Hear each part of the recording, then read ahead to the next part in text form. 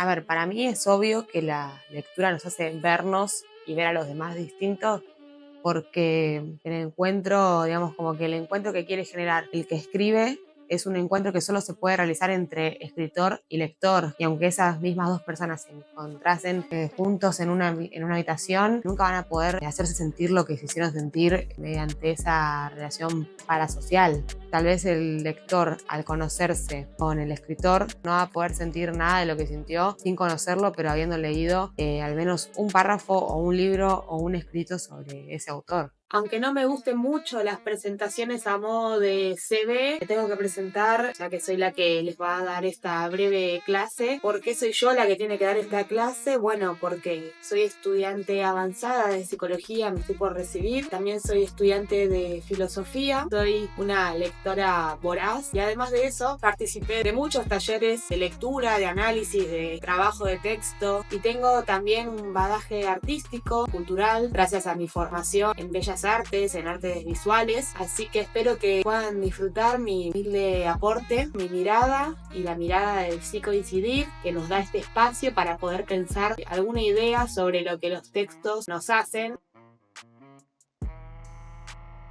Justamente lo que Psicoincidir propone y lo que nos trae aquí a exponernos y a intentar dar con esto que es la lectura, que no hay que tomárselo a la ligera, el acto de leer y el acto de escribir, sino que hay que tomarlo como un acto subjetivo de expresión de lo inexpresable, básicamente. De pasar de un sentido de abstracción a un sentido de lectura, a un sentido de lo concreto, y en el que en ese acto se dejan muchas cosas atrás que nunca van a ser expresables, pero que mediante la lectura y entre los entredichos se pueden captar sin que haya ninguna palabra sobre eso que es imperceptible. Y eso es lo que tiene la lectura. Entonces, ¿hacia dónde quiero ir con todo esto y hacia dónde lo podemos llevar? Y vamos con un ejemplo, por favor. Es en un párrafo cortísimo de, obviamente, Borges, como en cualquier taller o contenido literario se merece, un texto de Borges, que es, bueno, en el Aleph, El Inmortal. Es uno de los cuentos que más he trabajado, que más he pensado, que más me lleva a muchas conexiones, no solo con el psicoanálisis, sino con un montón de corrientes de la psicología, como lo son la terapia, bueno, contextual, la terapia humanística. Hay un párrafo que es importantísimo, que yo se los quiero mostrar para que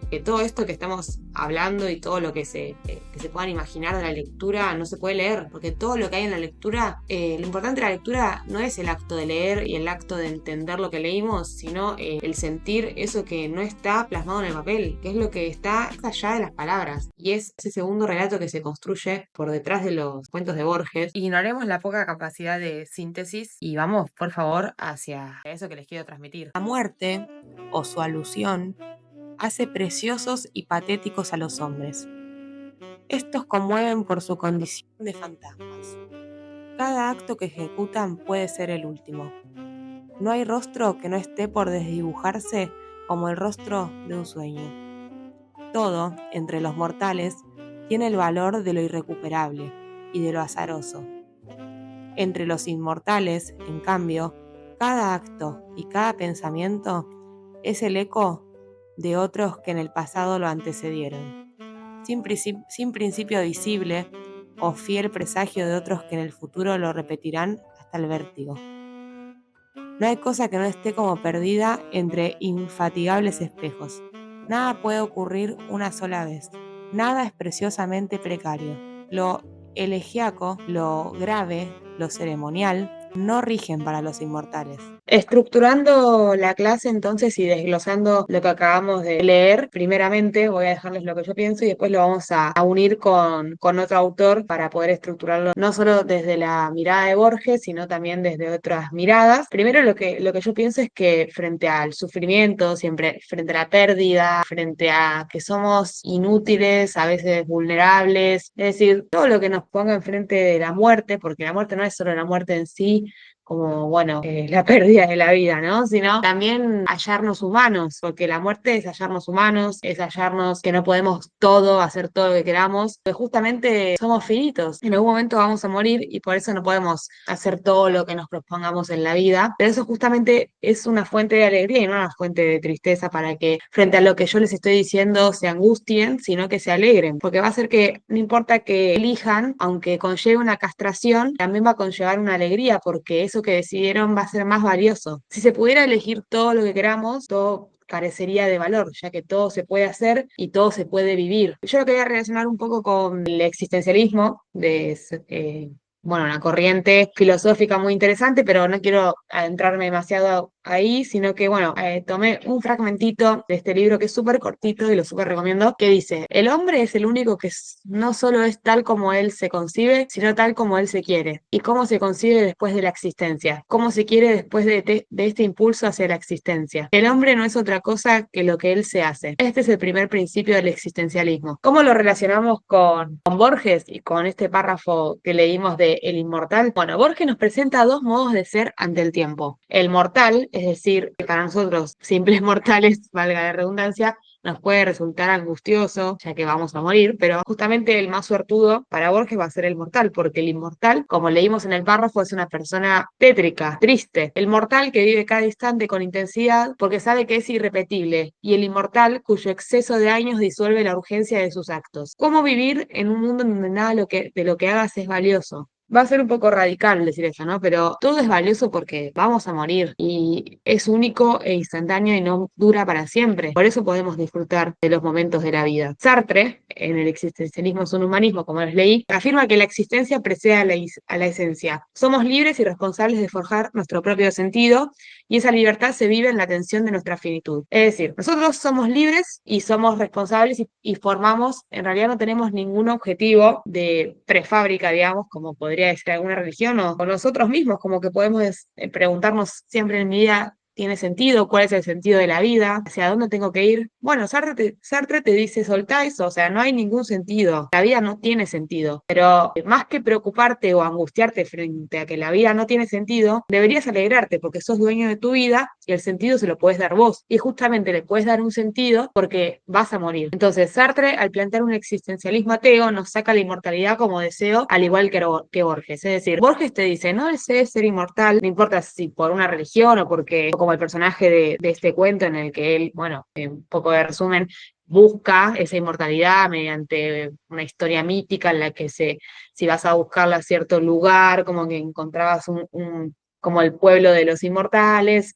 y demás, frente a cualquier deseo de inmortalidad deberías repreguntártelo, porque en realidad la inmortalidad significaría que no puedas vivir una vida significativa. Entonces, desglosemos en algunas partes, ¿no? Como yo les leí, dice, la muerte o solución hace preciosos y patéticos a los hombres, todo entre los mortales tiene el valor de lo irrecuperable y lo azaroso, nada puede ocurrir una sola vez, nada es preciosamente precario, lo elegíaco, lo grave, lo ceremonial no rige para los inmortales. Es decir, si todo puede suceder muchas veces para Borges, todo lo que vos hagas va a suceder de nuevo, ya que manejo una idea del eterno retorno. Si vos pones una manzana en una caja y se pudre, si esperas mucho tiempo va a volver a estar la misma manzana. Ser inmortal es eso, poder vivir todo millones y millones de veces sin que tenga sentido y en algún punto poder llegar a ser todas las personas. Entonces, los hombres son preciosos y patéticos. Es decir, la existencia humana puede ser patética porque no tenga sentido, pero como que tiene sentido porque nosotros se lo damos. Irrecuperable y azaroso. Cada acto puede ser el último, su resultado no está garantizado. Si uno es inmortal, cada acto no es azaroso, sino que ya lo ha vivido y ya sabe cómo va a terminar. Por eso justamente puse abajo lo del eco infinito de los inmortales, la anulación de la novedad. No hay nada novedoso para ellos. En el mundo mortal, la caducidad otorga un carácter único a lo cotidiano. En el mundo inmortal, la falta de límite temporal convierte todo en rutina vacía. Está muy bueno este texto y esta mirada porque nos hace repreguntarnos si es tan malo al final ser nosotros mismos y vivir aunque tengamos miedo, no solo frente a la muerte, sino frente a todo lo que nos puede, no sé, sé, un examen, una pérdida, o sea, una nueva oportunidad, miedo al cambio. Nos hace replantearnos qué estamos haciendo, ya que la vida, bueno, la vida es una, básicamente, y si no hacemos lo que nos proponemos o no nos enfrentamos a nuestros miedos, no vamos a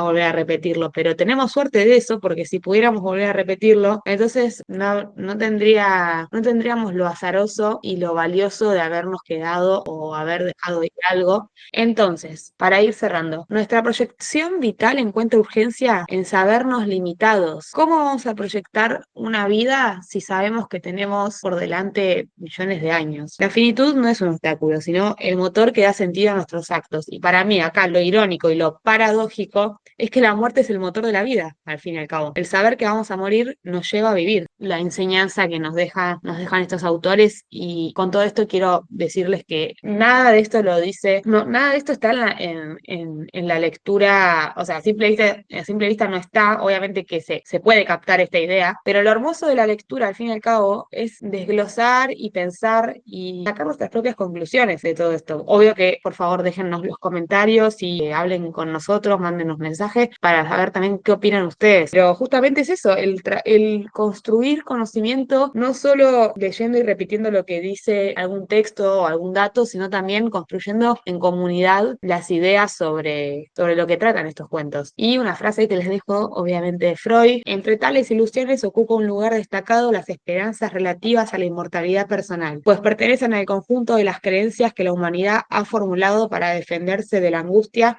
que le provoca la finitud. ¿Y qué nos dice Freud acá? Que no importa que yo les haya hecho esta presentación, a mí y a todos en algún momento una de las angustias más grandes que vamos a tener es la muerte, la incapacidad humana y el ser cuerpos que se van desgastando poco a poco, básicamente. Pero bueno, tenemos esos momentos y también tenemos momentos en el que vemos una clase como la que da Así Coincidir y lejos de angustiarnos debemos alegrarnos y verle el lado positivo. Gracias. Bueno, pienso en esto que planteamos en relación a lo fascinante de la propia lectura, de la propia interpretación de cada persona acerca de lo que leemos, como punto más importante, ¿no? Como punto más diferencial, más allá de la propia lectura en sí misma, del propio acto de leer como tal. Cuando yo era chica, iba mucho al teatro, impulsada por mi mamá, que promovía compartir juntas esos espacios. Bueno, íbamos a ver obras de teatro, muchas veces estaban relacionadas quizás con lo esperable para mi etapa madurativa y evolutiva, y otras no tanto, escapaban un poco más de eso, quizás vinculadas para un público un poco más grande, siendo yo niña a veces más ya adolescente. Bueno, cuando salíamos quizás aparecía ahí mi frustración, ¿no? Ahora puedo hacer esa lectura. En ese momento lo que podías gozar o decir era, bueno, no, creo que no entendí esta parte, ¿no? A veces era esa parte, a veces era el todo, pero quizás me sentía como más inhabilitada para intercambiar o para hablar acerca de eso que había visto. Y mi mamá, lejos de darme una lectura concreta, concisa, de devolverme algo ya armado, funciona lo que habíamos visto, lo cual hoy agradezco infinitamente como aprendizaje y como enseñanza.